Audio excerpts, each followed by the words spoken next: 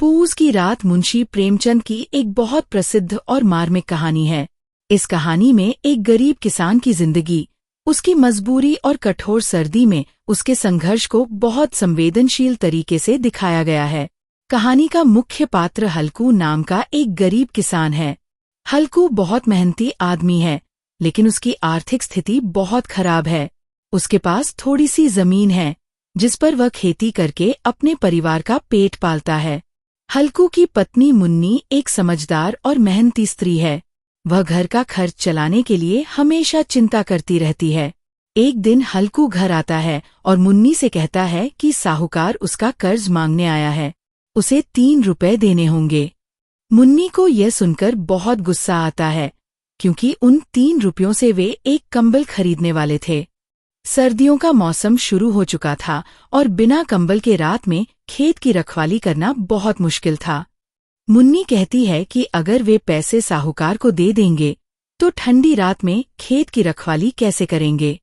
लेकिन हल्कू मजबूर था। अगर वह कर्ज नहीं चुकाता तो साहूकार उसे बहुत परेशान करता। आखिरकार मुन्नी मन मार कर वे 3 रुपए हल्कू को दे देती है और कहती है कि खेती छोड़ दो। ऐसी खेती का क्या फायदा जिसमें इतना कष्ट सहना पड़े। हल्कू पैसे देकर साहूकार का कर्ज चुका देता है, लेकिन अब उसके पास कंबल खरीदने के लिए पैसे नहीं बचते। कुछ दिनों बाद पूस का महीना आ जाता है। यह साल का सबसे ठंडा समय होता है। उस रात हल्कू को अपने खेत की रखवाली करने जाना था ताकि जानवर फसल को नुकसान न पहुंचा सकें। हल्कू अपने साथ अपने कुत्ते जबरा को लेकर खेत में पहुंचता है। रात बहुत ठंडी थी। ठंडी हवा चल रही थी और चारों तरफ सन्नाटा था। हल्कू के पास ओढ़ने के लिए कोई कंबल नहीं था। वह ठंड से कांप रहा था। उसने खेत के किनारे पत्ते और लकड़ियां इकट्ठा करके आग जलाई ताकि थोड़ी गर्मी मिल सके। जबरा भी ठंड से कांप रहा था। हल्कू उसे अपने पास बुलाकर प्यार करता है।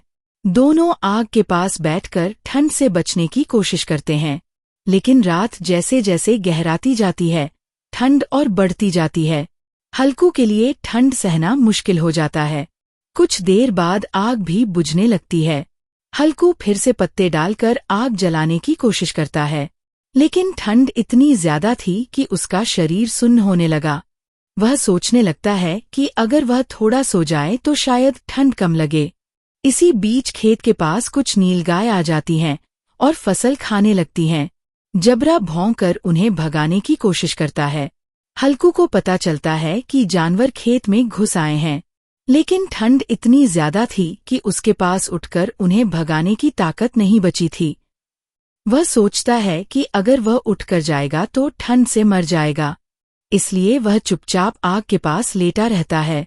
नीलगाय धीरे धीरे खेत की फसल को खा जाती हैं और पूरा खेत खराब कर देती हैं। सुबह जब सूरज निकलता है तो हल्कू की पत्नी मुन्नी खेत में आती है। वह देखती है कि पूरा खेत बर्बाद हो चुका है। मुन्नी यह देखकर बहुत दुखी होती है। वह हल्कू से पूछती है कि तुमने जानवरों को क्यों नहीं भगाया। हल्कू आराम से जवाब देता है कि रात बहुत ठंडी थी। अगर वह जानवरों को भगाने जाता तो ठंड से मर जाता। फिर वह मुस्कुराते हुए कहता है कि अब खेत की रखवाली करने की जरूरत भी नहीं है। कहानी का यह अंत बहुत गहरा संदेश देता है।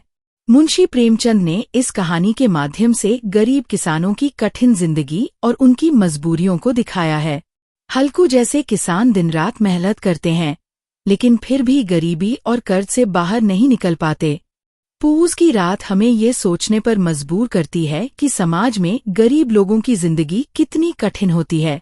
मुंशी प्रेमचंद ने इस कहानी के माध्यम से किसानों की पीड़ा और उनके संघर्ष को बहुत सरल लेकिन प्रभावशाली तरीके से प्रस्तुत किया है।